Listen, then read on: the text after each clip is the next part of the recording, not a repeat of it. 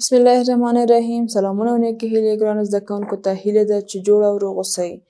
ګرانو زده کوونکو، بیا هم د تاسو د کور ښوونکې زینب حمیدي تاسو په چوپړ کې تاسو ته ښه راغلاست وایي. د ننني لوست چې د ریاضي مضمون دریم ټولګی پښتو ژبه کې دی، 5م لوست. د 5م لوست دویمه برخه یعنې چې په کل د تاسو د کتابونو 18مه پاڼه، یعنې د مونږ دغه موضوع چې شی دی، د مونږ د موضوع د جمع په عملیه کې د لسدانهیزو له جوړولو څخه کار اخیستل. څنګه چې تاسو ولیدل د مونږ په تیره برخه کې یا په تیر لوست کې مونږ دغه اعداد یعنې په خپل اضافي ډول باندې مونږ د اضافي مثالونه کار کړل. نو بیا هم مونږ ډېر ښه پوه شولو چې دا اعداد مونږ څنګه کولی شو، یعنې د جمع عملیه د لسیزو ګروپونو په ډول باندې مونږ څنګه هغه مخته وړلی شو. ګرانو زده کوونکو، څنګه چې تاسو بیا هم انشاءالله چې د خپلې کورنۍ دندې به مو ترسره کړې وي او بیا به هم تاسو چمتو یاست د نن د نوي لوست لپاره. د مونږ بیا هم 5م لوست د جمع په عملیه کې د لسدانهیزو ګروپونو د جوړولو څخه کار اخیستل، چې د مونږ هدف یا موخه چې شی دی چې د دغې لوست تر پایه پورې باید زده کوونکي وکړای شي د جمع عملیه د لسونو د ګروپونو په جوړولو سرته ورسوي. ګرانو زده کوونکو، څنګه چې تاسو که وګورئ نو تاسو د کتابونو 18مه پاڼه، دغه د تاسو د کتاب دی چې زه یې اوس مهال د ځانه سره لرم. ډېر ښه تاسو یې په غور سره واورئ چې د تاسو کتاب تاسو ته د دغه لسیزو یا د لسونو د ګروپونو په جوړولو څه ویلي دي.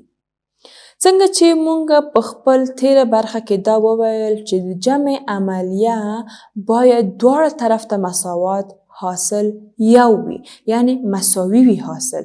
څنګه؟ لږ ډېر زیات لږ د توپیر سره. څه رقم چې د مونږ د مساواتو یو خواته عادي جمع وي او بله خواته یې یعنې لومړی مونږ د لسیزو ګروپونه جوړ کړو او بیا هم د پاتې هغه اعداد چې مونږ ته لسدانهیي ګروپ نشي جوړولی نو مونږ یې هغه د یویزو په شکل باندې جدا لیکو. څنګه چې تاسو اوس دلته ګورئ، دلته بعضې چوکاټونو کې د تاسو ته د مڼو عکسونه درکړي دي.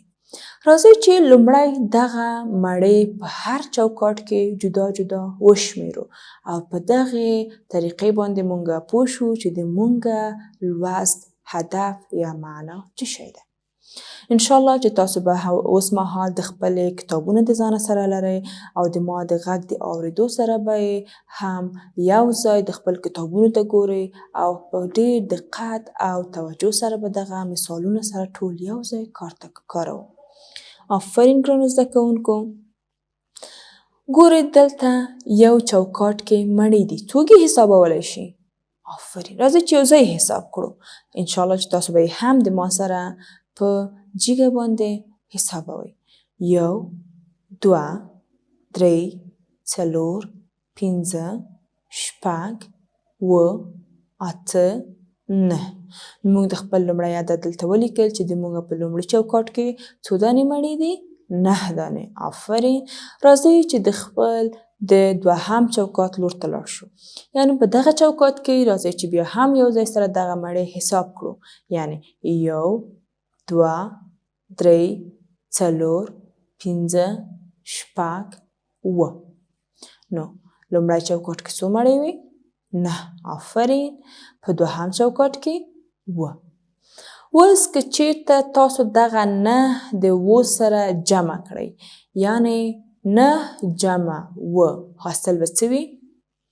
1 2 3 4 5 6 7 8 9 10 11 12 14 14 15 16.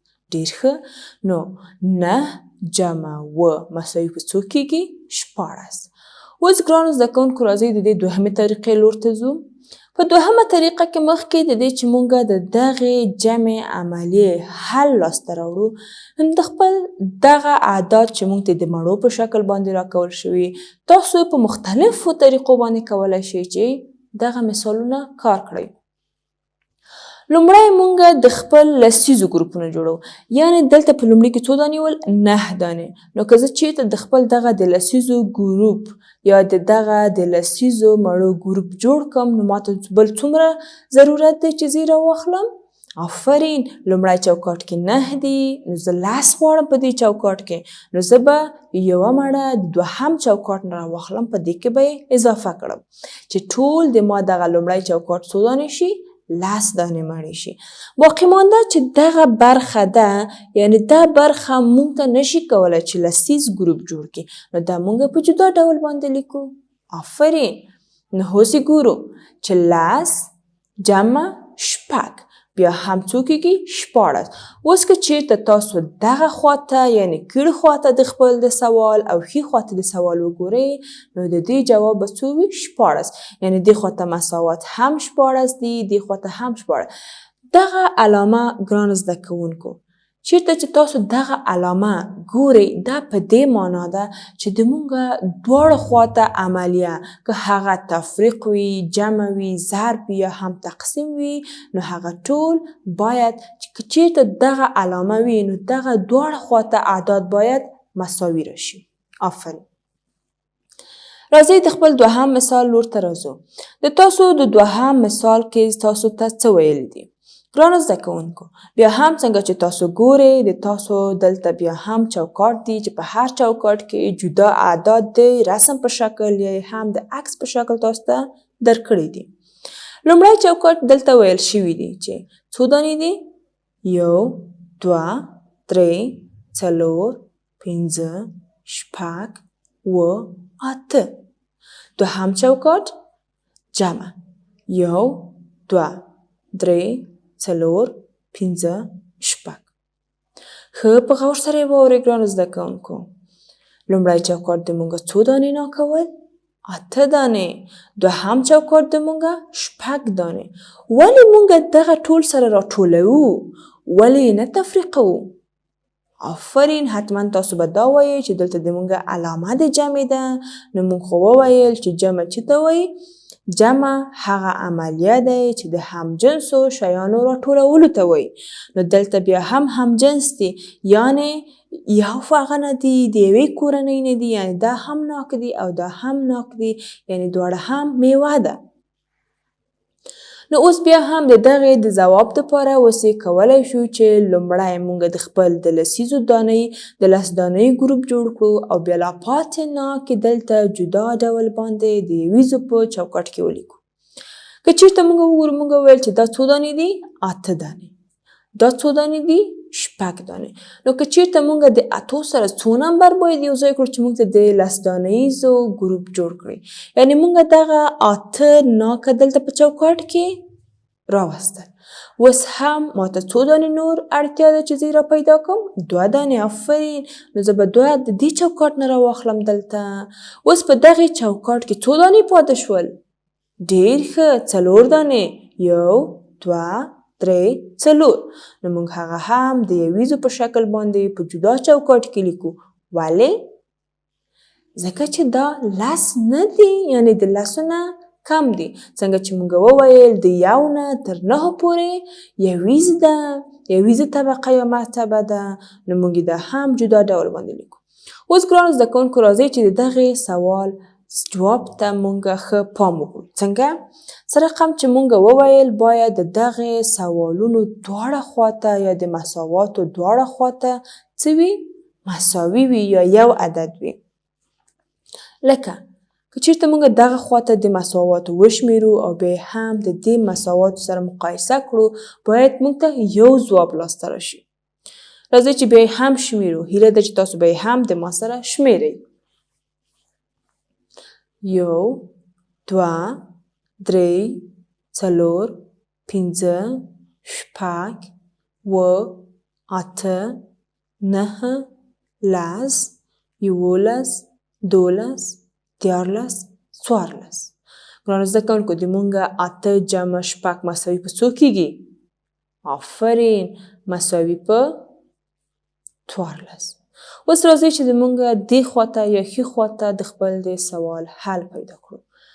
1 2 3 4 پنځه شپږ اووه اته نهه لس. جمع یو دوه درې څلور. لس جمع څلور څو کېږي؟ یو دوه درې څلور پنځه شپږ اووه اته نهه لس یولس دولس دیارلس څوارلس. نو دا هم څو شول؟ څوارلس. ومو لیدل ګرانو زده کوونکو که چیرته موږ په دې ډول یې هم د لس دانه‌یي ګروپونو په شکل باندې د خپل سوال مخته یوسو نو بیا به هم په پای کې د موږ ځواب څوارلس وي. اوس که چیرته موږ دغه ناکونه د دې چوکاټ وشمیرو دا به هم څوارلس وي. یو دوه درې څلور پنځه شپږ اووه اته نهه لس یولس دولس دیارلس څوارلس. ډېر ښه آفرین. اوس هیله ده چې تاسو به ډېر ښه پوه شوي یئ چې موږ څنګه کولی شو چې په خپل حاصل کې یا دوهم طرف د مساواتو د لسیزو ګروپونه څنګه جوړ کړو. لسیزو ګروپونه هغه اعداد چې څو رقمي وي؟ دوه رقمي وي، یعنی یو او صفر. یویز اعداد یعنی د یو نه تر نهو پورې کیدلی شي. ګرانو زده کوونکو څنګه چې تاسو په دغه دوه مثالونو کې چې لومړی د مړو سره مونږ کار کړل او بیا مو هم د ناکو سره کار کړل، تاسو یې کولی شئ چې په مختلفو طریقو باندې دغه سوالونه په خپله کتابچو کې کار کړئ. که چیرته تاسو دغه رسمونه نشئ کولی یا یې هم حتی ډېر ساده حلقې وباسئ په دې شکل باندې یا یې هم ډېر ساده فقط نقطې کیږدئ، خو تاسو بیا هم دا به تاسو ته ډېره ښه مرسته وکړي چې تر څو تاسو د خپل سوالونه په ښه توګه سره په خپل کتابچو کې حل کړئ. ګرانو زده کوونکو راځئ چې په ټولګي کې د زده کوونکو فعالیت که چیرته تاسو په ښوونځي کې واوسئ او په ښوونځي کې تاسو ښوونکي دغه مرحله د درس تیره کړي، نو اوس په ټولګي کې د زده کوونکو فعالیت یعنې د دې دپاره چې تاسو ښوونکي په دې باندې اطمینان حاصل کړي چې د ما زده کوونکو د ما د نن لوست کې څه مشکل لري یا نه لري، نو تاسو دپاره یې دلته یو سوال درکړی دی. د تاسو دغه سوال په کومه توګه دی؟ راځئ چې انشاءالله که تاسو یې کولی شئ په خپله هم په کتابچو کې حلولی شئ، خو بیا هم راشئ چې په یو ځای یې سره حل کړو. څنګه؟ لومړی د موږ دغه اعداد د خپل جوړوو او بیا هم د هغې په حاصل باندې غږیږو. لومړی چوکاټ کې څو دانې مڼې دي؟ یو دوه درې څلور پنځه. نو دلته څو لیکم؟ پنځه. آفرین. تاسو به یې هم انشاءالله چې لیکئ تاسو یې کولی شئ په خپلو کتابونو کې د پنسلونو سره همدغه چوکاټ کې پنځه ولیکئ. دوهم چوکاټ یعنې جمع عملیه یو دوه درې څلور پنځه شپږ اووه. نو دلته څو لیکو؟ اووه. آفرین. بیا هم راشه چې موږ د خپل لومړی لسیز ګروپ جوړ کړو او بیا هم یویز ګروپ جوړ کړو. لسیز ګروپ کې موږ لومړی څو دانې مڼې لرو؟ پنځه دانې مڼې لرو. یعنې دغې پنځو ته موږ باید څو دانې نورې مڼې دلته اضافه کړو چې موږ لسیز ګروپ جوړ شي؟ آفرین. پنځه مڼې. نو موږ به دغه پنځه مڼې د دوهم چوکاټ نه راواخلو. کله مو چې د دوهم چوکاټ نه پنځه مڼې راواخیستلې دلته څو مڼې پاتې کېږي؟ دوه دانې. نو دغه دوه د خپل یویزو په شکل دلته لیکو. نو اوس د موږ دا ګروپ د څوم ګروپ دی؟ د لسیزو یو ګروپ دی او دا څو دي؟ دوه. اوس پنځه جمع اووه څو کېدل؟ یو دوه درې څلور پنځه شپږ اووه اته نهه لس یولس دولس. یعنې دغه خواته د مساواتو د موږ څو کېږي؟ دولس. راشو چې دې خواته خپل مساوات حساب کړو. یو دوه درې څلور پنځه شپږ اووه اته نهه لس یولس دولس. دا هم دولس. یعنې دولس مساوي د دولس. یعنې دواړه خواته د مساواتو یو حل راغی موږ ته چې په پای کې د موږ حل څه شی و؟ دولس. آفرین. اوس زه اطمینان لرم چې تاسو به هم په همدې ډول په خپلو کتابچو کې حل کړی وي. د تاسو د کورنۍ دندې په شکل باندې بیا هم کولی شئ چې لا نور په همدې ډول باندې تاسو په خپلو کتابچو کې مثالونه کار کړئ. تر بیا بل لوست پورې مې په پاک الله سپارم. خدای مو مل شه. الله حافظ.